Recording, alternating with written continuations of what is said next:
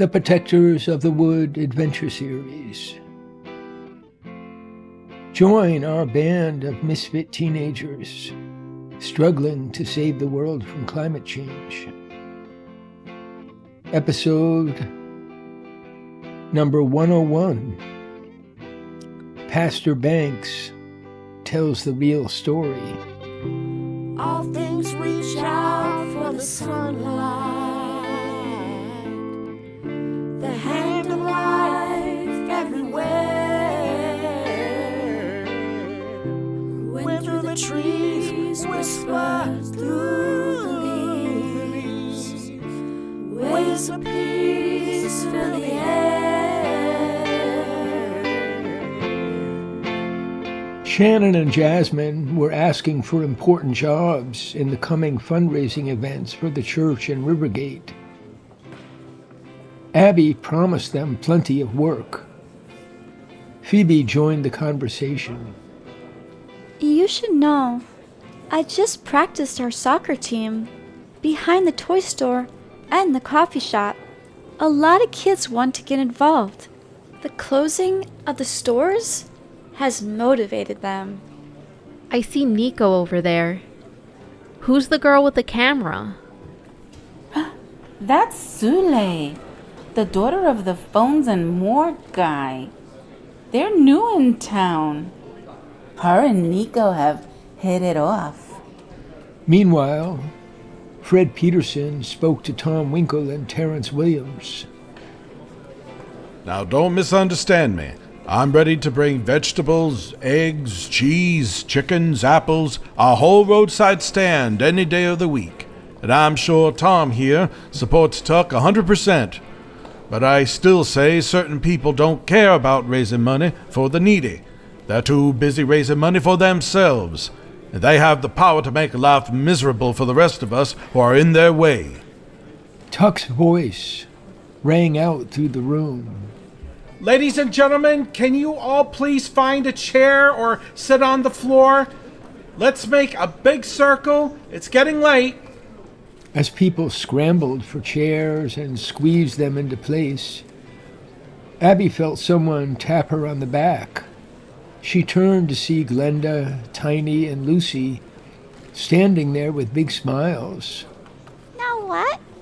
Bet you can't guess. I know something you don't. Oh, I give up. You're gonna work at the preschool. You're gonna work at the preschool. You're gonna work at the preschool. Abby looked a question at Glenda. It's just for an interview. Tomorrow afternoon at closing time.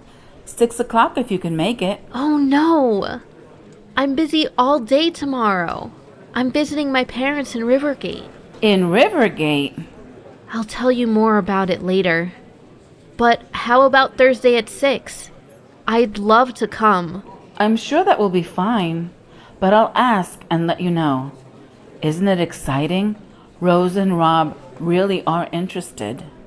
Oh, don't get my hopes up. It's too good to be true. Ladies and gentlemen.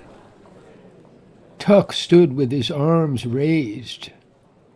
Tonight we are inviting our whole congregation, really all our neighbors, to take part in planning and running activities and fundraising events in the churchyard.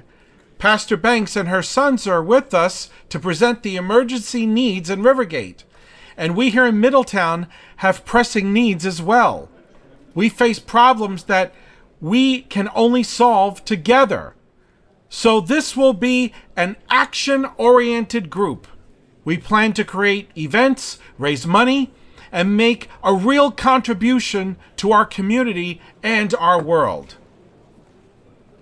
That's a big agenda for a little ragtag bunch like us. Let's get to the practical stuff. Tuck smiled. I promise not to waste your time. I admit I'm not at my best with the practical side of things, so I've invited all of you to take leadership, make suggestions, and be in charge. Let me start by introducing Pastor Banks. I promise to be quiet and listen.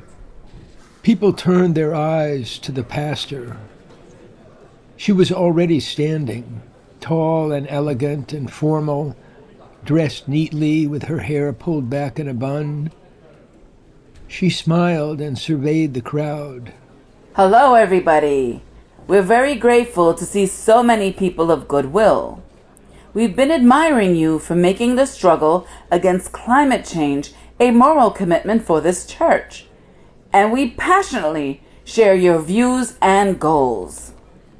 You're probably aware that Middletown, and especially Rivergate, have been threatened over the past few years by the rising water level of the rivers and the swamp. Rivergate is on the other side of the highway, virtually an island between the Half Moon and Snake Rivers, accessible by car only from the Snake River Bridge. That bridge has been closed since early Sunday morning. Basic maintenance of the bridge has been neglected for years, and now the river has damaged the support for the bridge on both sides. Our state officials are finding ways to avoid paying for the necessary repairs, and this dispute will go on for months. But I want you to understand that our primary problem is not with the bridge and the repairs. We have seen this coming for many years and have already made adjustments. We can survive, even prosper, while we pressure the state for the funding. The emergency that brings us here tonight is the effort by our state government and several large corporations to force us to abandon our homes in Rivergate and the surrounding islands in the wetland preserve. A tragedy like this would involve breaking up our community and dispersing wherever people can find shelter. The governor has suggested many times that the state pay nothing for the bridge, but spend money to help us relocate. He has offered this plan as a humanitarian solution.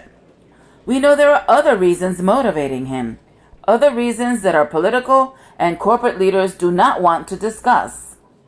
And now this damage to the bridge has become their excuse to push us out. But I am here to say that our community will fight any effort to push us out of our homes and off our land. Pastor Banks paused. The room was silent. Even the children were paying attention. She looked around, making eye contact with the audience. I am not here to ask anyone to feel sorry for us, though there is a long and painful history of injustice and so-called relocations that people from many backgrounds have endured over centuries. But we do need your help in crucial ways, and you need ours just as much. Now is the time for us to be partners and agree that in the long run, we are in the same boat. Our whole world is threatened, and though we may survive, our children and our children's children may not. Relocations due to climate change are already occurring for millions of people, and who knows who may be next. So we hope to work together, doing things that may at times seem small, but millions of small things will make a better world that we can pass on to our children, knowing that we have done our best. Pastor Banks bowed her head. Yes, yes! Thank you, everyone. I've promised you a special treat before our discussion, so here it is. George walked over to Isaiah and Ishmael and plugged in the cord from his guitar. Eddie joined them and made a spooky sound with the tambourine. Isaiah looked at the crowd and spoke, his voice flowing with the music. Play that one more time for me.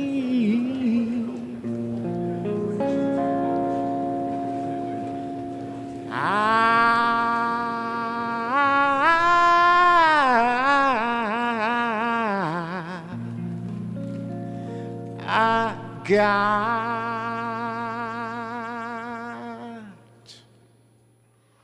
one more. One more.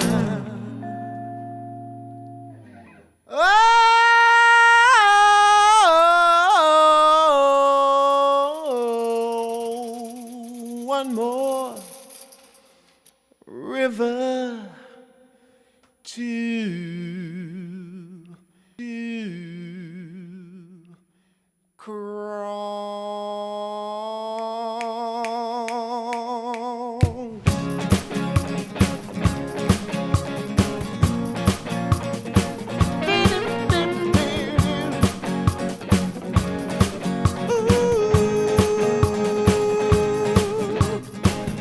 I was a young man on my own, no one to light my way.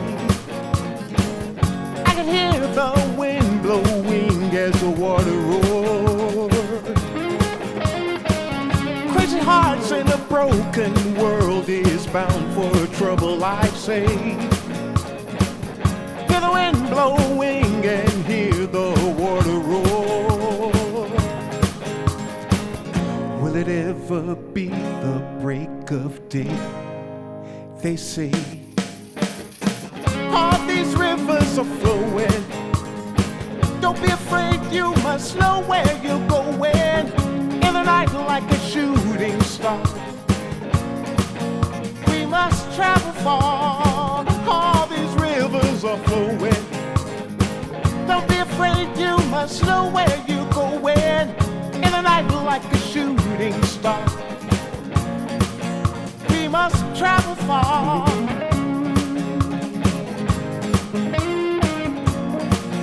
We must travel far. Oh, we must travel far.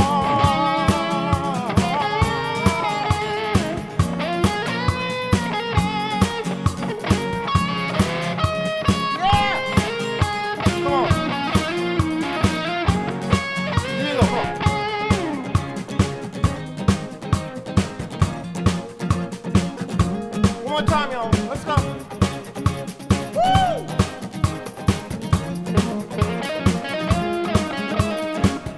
She was a young girl on her own, no one to light her way. She could hear the wind blowing as the water roared. Will it ever be the break of day? They say all these rivers are flowing. Don't be afraid, girl, just go where you're going. In the night like a shooting star, we must travel far.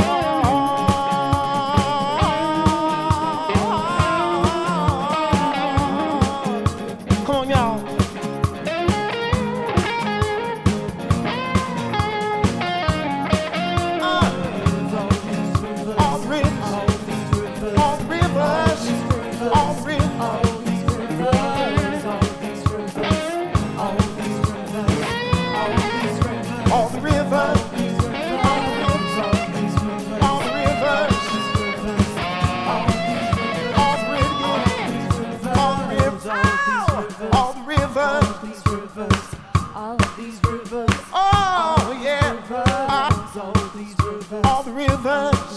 All the rivers, Lord have mercy.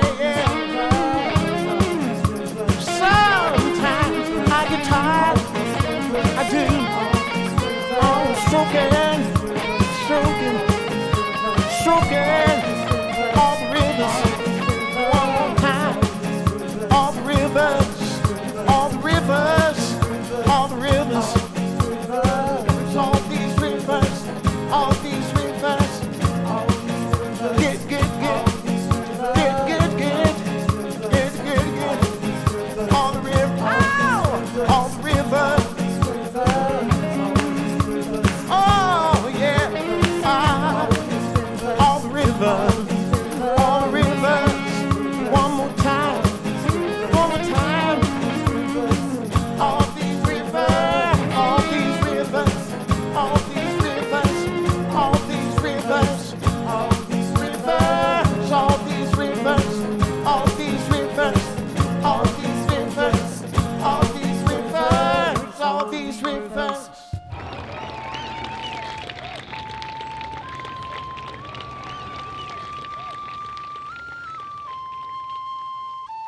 Thanks for listening to the Protectors of the Wood Adventure Series. Find all our projects on protectorsofthewood.com and support us on Patreon at Protectors of the Wood.